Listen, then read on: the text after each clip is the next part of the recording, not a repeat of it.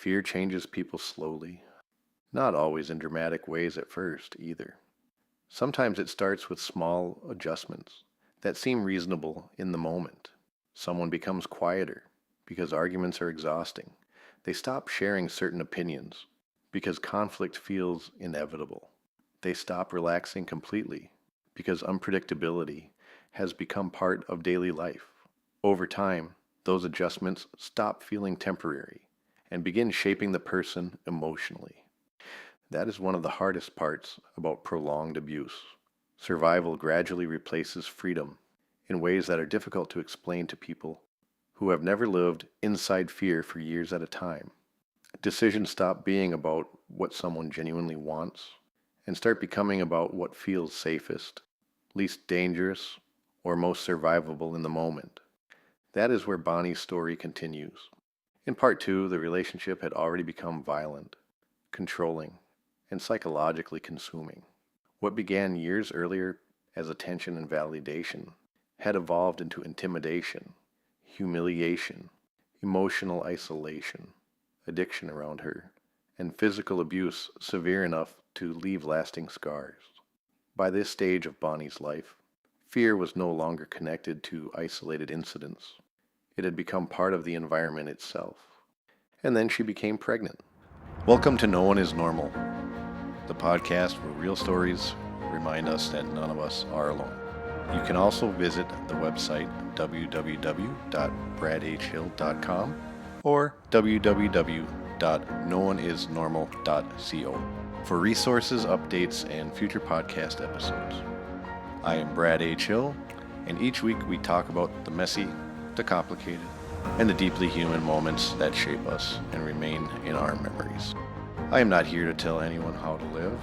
I am here to offer the stories, the insights that made me realize that no one is normal, including me, because healing starts when self-honesty begins. By 1997, Bonnie says she had already stopped drinking completely. Earlier in the relationship, alcohol and partying had become normal parts of their lifestyle together. But eventually she no longer felt emotionally safe enough to let her guard down around him. His drinking was becoming heavier, his moods more volatile, and the violence increasingly unpredictable. Staying mentally alert at all times started feeling necessary. That detail stayed with me because it says so much about the emotional atmosphere she was living inside. Imagine sharing a home with someone where your nervous system never fully relaxes because you are constantly watching for shifts in mood, tension, or tone, trying to predict whether an argument or explosion might happen next. Bonnie describes the verbal abuse during this period as relentless. There were insults almost daily. Humiliation became routine.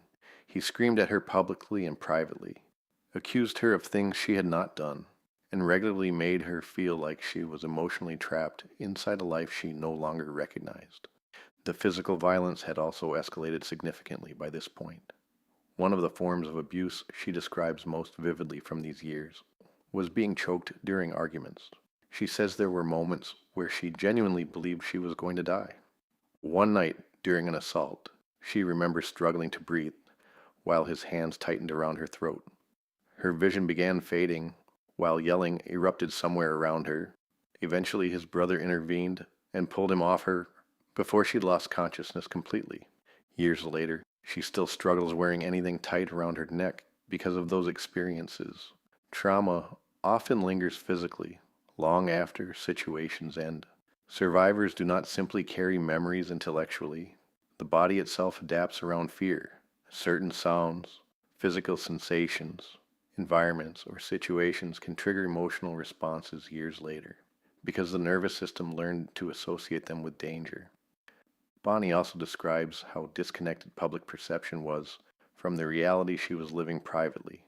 Around other people, he could appear funny, charming, social, and affectionate.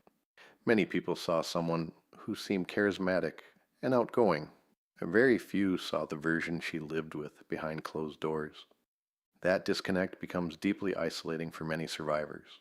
They know the fear, volatility, and instability they experience privately, but they also know the outside world is interacting with an entirely different version of the same person.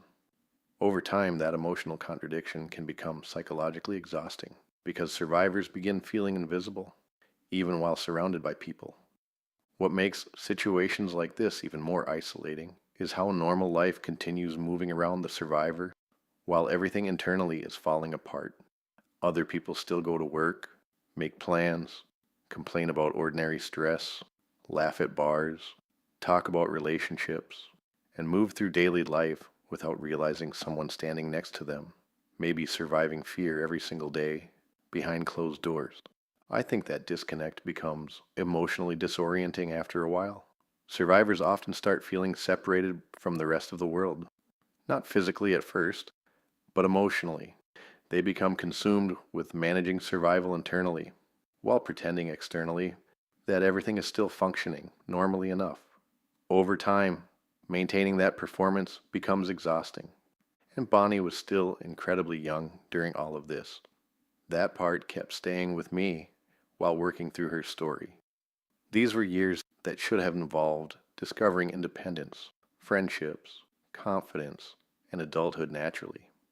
Instead, so much of her emotional energy was already being consumed by fear, unpredictability, and survival. Around this same period, Bonnie had stopped taking birth control because he refused funds to go towards anything she needed.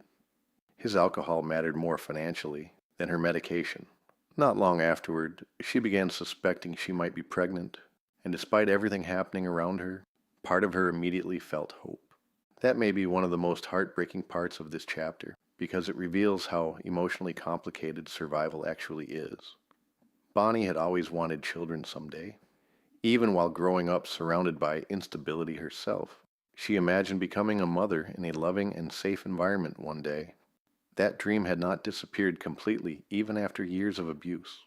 At the same time, she fully understood the reality surrounding her.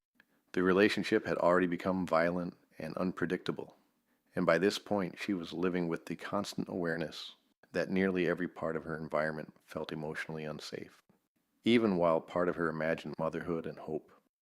Another part of her knew how unstable and dangerous her daily life had already become. So when she realized she might be pregnant, she immediately found herself emotionally divided between fear and attachment. People often want trauma stories to feel emotionally clean and logically organized, but real life rarely works that way. Human emotions are layered, conflicted, hopeful, fearful, irrational, loving, and contradictory all at once. Bonnie was terrified, emotionally attached, overwhelmed, grieving, and hopeful simultaneously. Eventually, she gathered the courage to ask him for money to buy a pregnancy test. She says he followed her into the bathroom while she took it. That detail alone says so much about the level of control already present in the relationship. There was no emotional privacy left, no room to process anything alone, no emotional space that fully belonged to her anymore. She remembers sitting there terrified, waiting for the result, because she already knew what his reaction would be if the test came back positive. When it did, she immediately started crying. He immediately started yelling. Bonnie describes him panicking about money, screaming about responsibility, insulting her, and blaming her while she sat there emotionally overwhelmed, trying to process what was happening. Even in that moment, the pregnancy did not become emotionally about her experience. It became about managing his anger. That reality says a lot about how abuse reshapes emotional life over time. Survivors often stop focusing on their own feelings entirely because another person's volatility dominates the emotional environment around them.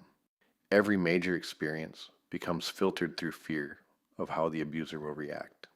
And eventually people lose touch with what they themselves actually want because survival becomes more urgent than self-reflection.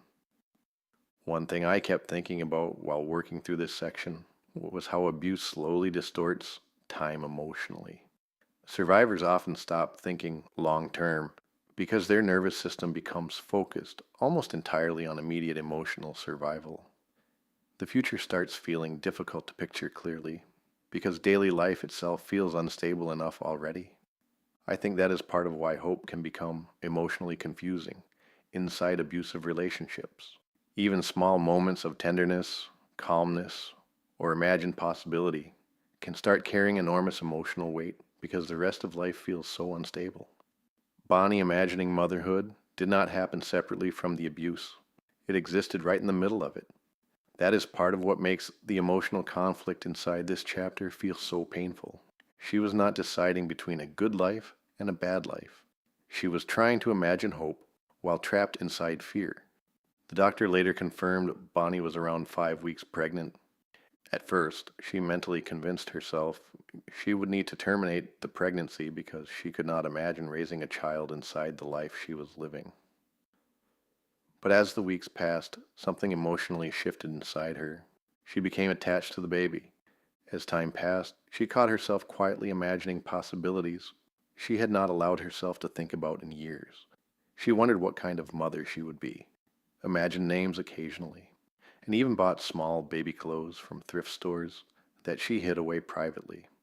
Those moments of attachment existed alongside overwhelming fear, which only made the emotional conflict inside her more painful. That detail stayed with me because it reveals how alive hope still was, somewhere underneath all the fear and trauma surrounding her life at that point, even while surviving abuse. Part of her still wanted something loving and safe. Part of her still imagined the possibility of building something different from the life she had known growing up. At the same time, she also understood the reality she was trapped inside. She knew the relationship was unstable. The violence had already escalated beyond what many people survive safely, and that fear shaped nearly every part of her daily life. That internal conflict became emotionally exhausting. I also think people underestimate how lonely internal conflict becomes when someone has no emotional safe place to process it honestly. Bonnie could not openly talk through her fears with supportive people around her because isolation had already reshaped most of her life. By this point, many friendships had faded, family relationships were complicated, and so much of her emotional energy was already being consumed trying to manage the instability inside the relationship itself. That kind of isolation changes decision making too. When people have healthy support systems, they often gain perspective, reassurance, and emotional grounding from outside voices. But when someone becomes emotionally isolated long enough, fear and survival instincts start becoming the loudest voices in the room instead. And I think that reality matters deeply when trying to understand the emotional weight of this chapter.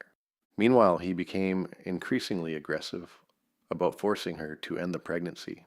He constantly reminded her they could not afford a child. He screamed at her repeatedly to just fucking do it. And the longer she emotionally hesitated, the angrier he became. One of the most important lines in this section is simple. I was never asked. I was told. That sentence captures the emotional structure of the relationship completely by this point in her life. There was no equal partnership, no emotional safety, no real autonomy. Years of intimidation, violence, fear, and control had conditioned the relationship into something where his anger carried the constant threat of danger behind it. And underneath all of it was the reality that Bonnie already knew what he was capable of physically. As the weeks passed, Bonnie says she became visibly pregnant quickly because of how small her frame was. She was physically exhausted, emotionally overwhelmed, constantly sick, and struggling internally with what to do. At the same time, his aggression surrounding the situation intensified. One night, another argument escalated after he became angry about not having enough money for the abortion procedure. Bonnie says he started screaming at her before threatening to beat that kid out of her himself. Then he attacked her. She describes curling into a fetal position, while he punched and kicked her repeatedly, including in the stomach. Throughout the assault, she says she kept trying to physically protect the baby while lying there terrified on the floor. That section was extremely difficult to sit with emotionally because there is such a deep sense of helplessness surrounding it. What affected me most about this section was the reality that Bonnie was still trying to protect the baby, even while being assaulted. That detail says so much about the emotional conflict happening inside her during those moments. Part of her still desperately wanted to hold onto the possibility of motherhood, despite everything surrounding her life already feeling unstable and dangerous. And honestly, I think moments like this are why simplistic conversations about trauma often fail survivors. People sometimes speak about abusive relationships as though choices exist in clean emotional categories, but fear and violence complicates everything. Long-term manipulation changes how people think, react, and emotionally survive situations in ways that are difficult to fully understand from the outside. That does not mean survivors stop caring. It often means they are caring while terrified. Bonnie was not simply dealing with emotional pressure or arguments. She was living inside an environment where violence, fear, intimidation, and coercion shaped nearly every major decision emotionally around her. And I think this matters deeply when people talk about situations like this.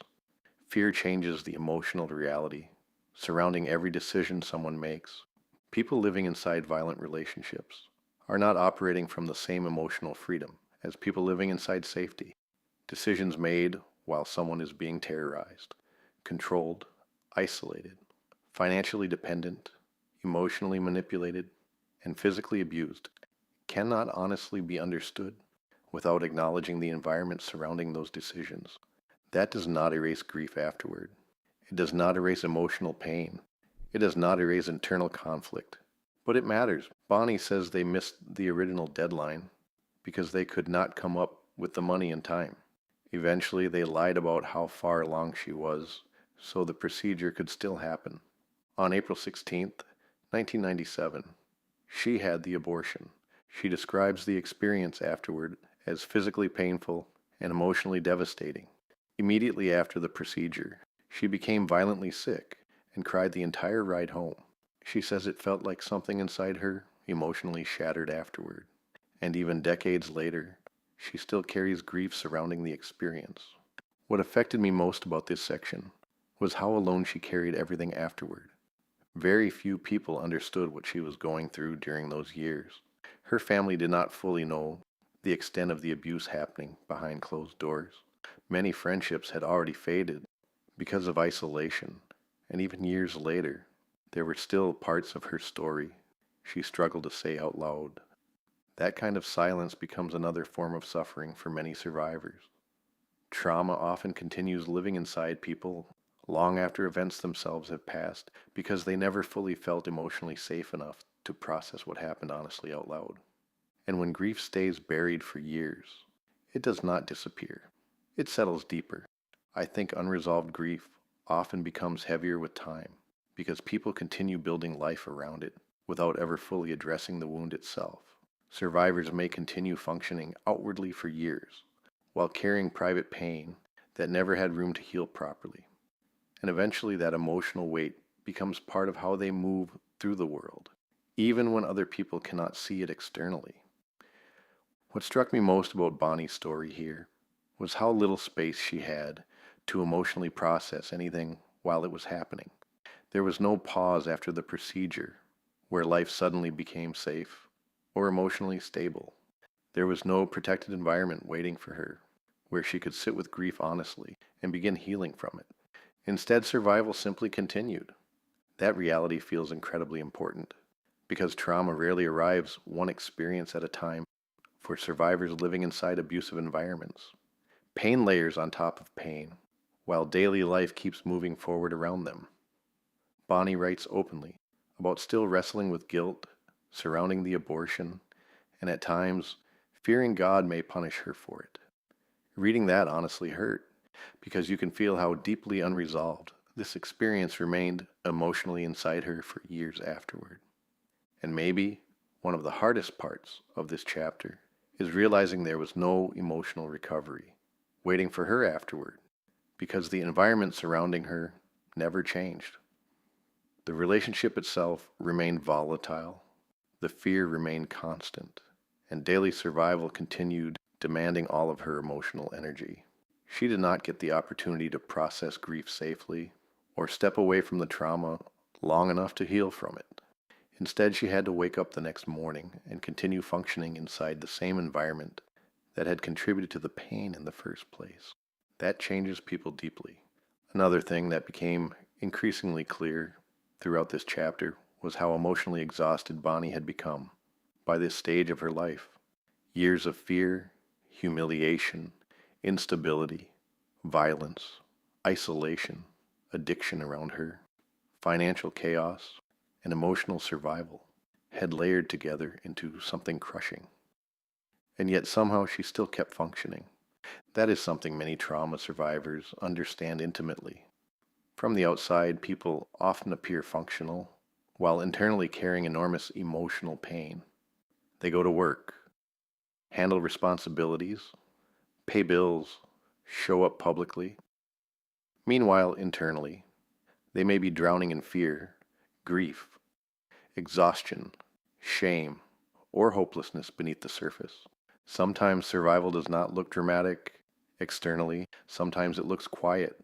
I also think people underestimate how emotionally numbing prolonged survival can become. When someone spends years focused on enduring unpredictability, their emotional world often narrows significantly. Long-term goals begin fading. Hope becomes smaller. The future starts feeling difficult to imagine clearly, because so much emotional energy is consumed by simply making it through the present. By this point in Bonnie's story, survival had started replacing possibility emotionally. One of the saddest things about prolonged emotional survival is how gradually people stop recognizing themselves while it is happening. The version of Bonnie who once imagined a different future and hoped for stability had slowly become consumed by fear, emotional exhaustion, and trying to endure one day at a time.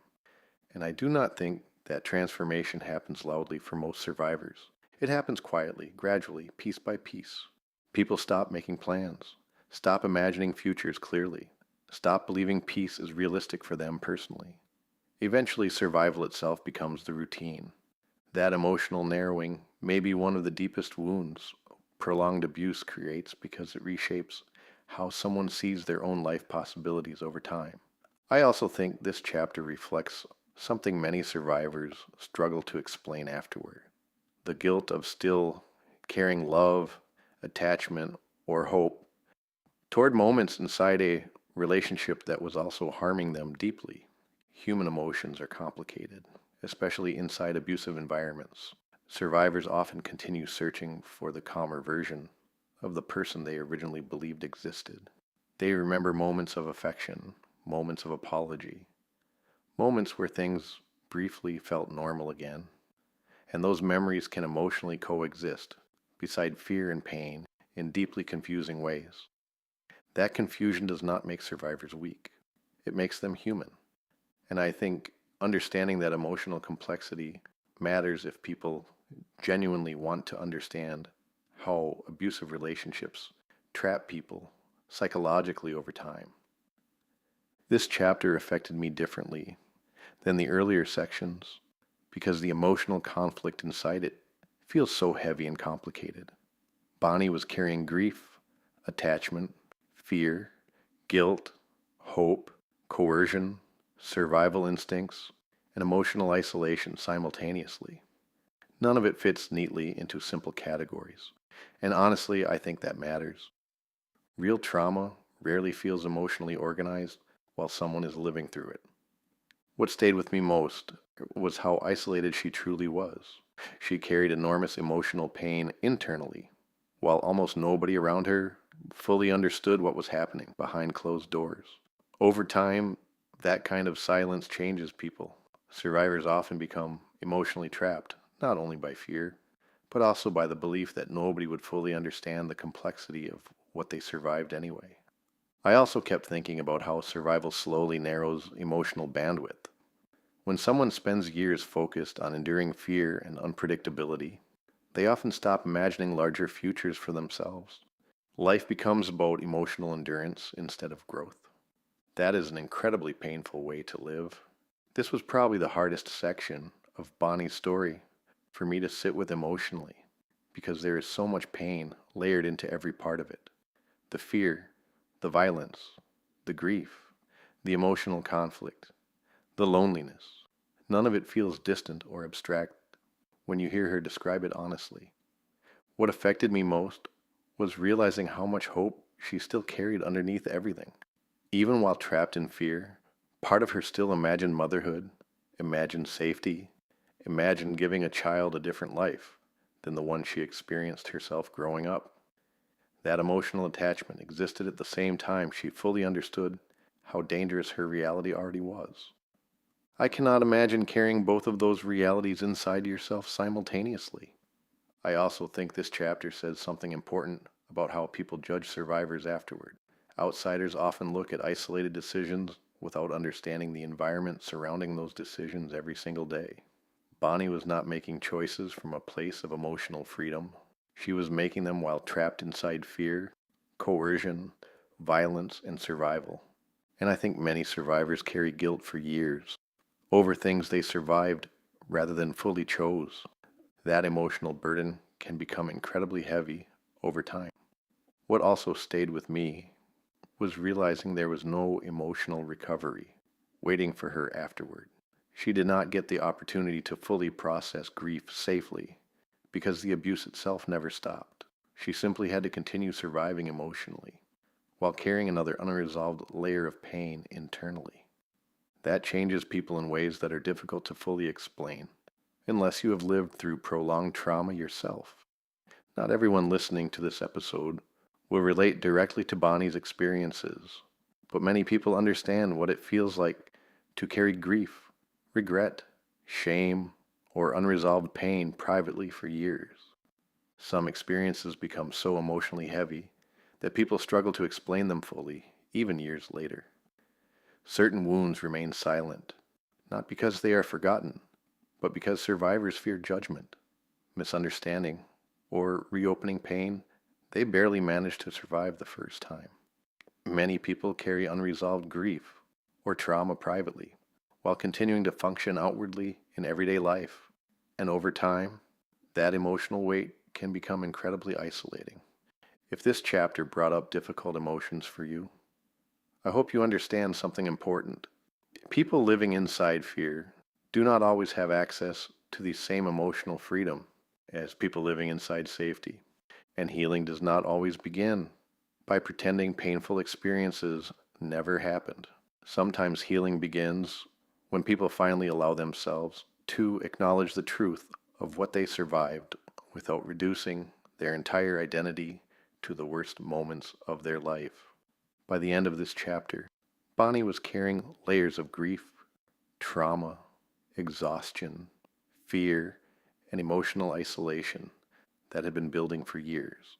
The abortion became another wound she carried silently, while still trying to survive an environment that continued growing darker around her. And the next chapter reflects exactly that. In part 4, the relationship spirals further into violence, addiction, financial instability, emotional exhaustion, and hopelessness. Bonnie finds herself trying to hold together daily life, while the people and circumstances around her continue collapsing deeper into chaos. This is Bonnie's story, and the downward spiral is only beginning. Just a reminder, the stories and conversations in this podcast are for informational and personal reflection only. Nothing shared here should be taken as medical, legal, or professional advice. Always speak with a qualified professional about your own personal situation. Thank you for listening to No One Is Normal. If today's message resonated with you, you can find the book No One Is Normal on Amazon and Kindle, and explore more resources at www.bradhhill.com or www.nooneisnormal.co. Remember, you weren't meant to be normal, you were meant to be you.